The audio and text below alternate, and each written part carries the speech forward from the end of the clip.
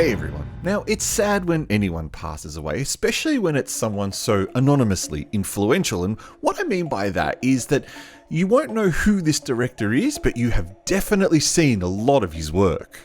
The late Frankie Chung, who died in 2021, around 3 years before this movie was finally released, was the visual effects supervisor on some of the most well-loved Asian and Hollywood films, from Shaolin Soccer to The Eye, Kill Bill 1 and 2, Kung Fu Hustle, and action hits like Corrupt All Cops, Black and White, and Chasing the Dragon. His legacy will now be in this film, a futuristic, medium-budget sci-fi action film that hits the right notes at the right time, but also wears its budget on its sleeve and will probably never shed its made-for-web streaming tag.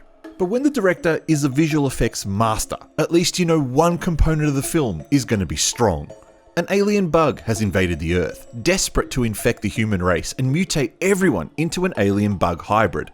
To combat this, the Earth Defense Alliance was created and domes were placed over the largest cities on the planet as a defense mechanism. When a lowly courier's pregnant wife is kidnapped by the queen alien bug, the Alliance attempts to rescue her, but the courier is infected by the aliens and begins to mutate. His past with the Alliance and the aliens is revealed, and he must now decide if he's to save the human race or doom it. Now, as you'd expect, this film uses a blend of practical effects and CGI, and the movie is the strongest when the practical effects take over. The alien costumes and makeup are fantastic, and it's clear where all the inspiration has come from. I think Louis Koo might have a lot to answer for. Back in 2018, he announced he was working on Hong Kong's biggest ever sci-fi production in Warriors of Future, a film set in the future where survivors battle against a biological invader taking over the planet. We knew there would be copycat movies that would be inspired by that, and this is one of those titles. But it's probably the influence of the Western sci-fi cinema that's the most apparent. The strong female lead is reminiscent of Ripley from Alien. The Queen Alien Bug's face bears more than a passing resemblance to Predator.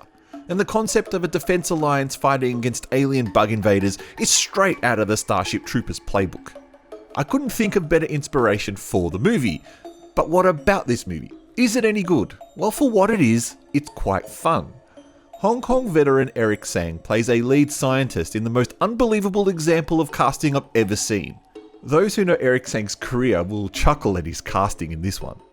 The rest will probably wonder why he was terribly dubbed over from his native Cantonese into Mandarin. Then we've got Raquel, whose long career of web movies, including the awesome Escape of Shark, is interspread with her previous work with this director as well. But I feel most people are going to look at the poor CGI effects of this film as proof that this movie was a waste of their time, and if so, that's a bit sad. And admittedly, the poor CGI does ruin some of the scenes, such as when the rats run along the floor or the strange-looking explosions. No doubt this is a result of the budget being reduced and shortcuts being taken to hurriedly release the film in the wake of the director's death. In the end, we have a very interesting movie with some identifiable inspiration and some great practical effects, all of which you can see at the end of the film in a nice little montage that are overshadowed by the post-production work just to get this film out there. And no doubt, judging from the translated title of the film, this was planned to be a franchise. If Frankie was still around, then this would have been a far more polished end production, but I still think it's worth your time if you want to watch an interesting sci-fi film.